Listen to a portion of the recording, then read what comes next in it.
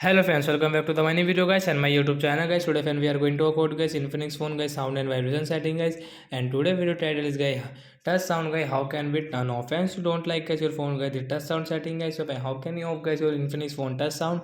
Today friends I will show you, I will tell you in this video guys. So before starting video friends, first of all go and subscribe this channel guys, click the bell icon, like the video. Friends now let's see how can we off guys Infinix phone touch sound. Friends you will have to on guys your phone setting guys.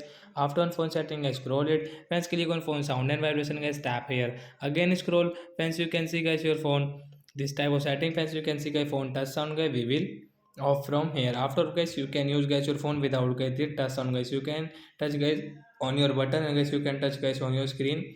This icon guys, this sound will not work in our Infinix phone device. Touch sound is off. So like that guys, you can turn off guys your Infinix phone touch sound. So bye guys, we will meet on next video guys with new topic. I hope friends you have understood how to turn off guys Infinix phone touch sound settings. So bye guys, thanks for watching the video.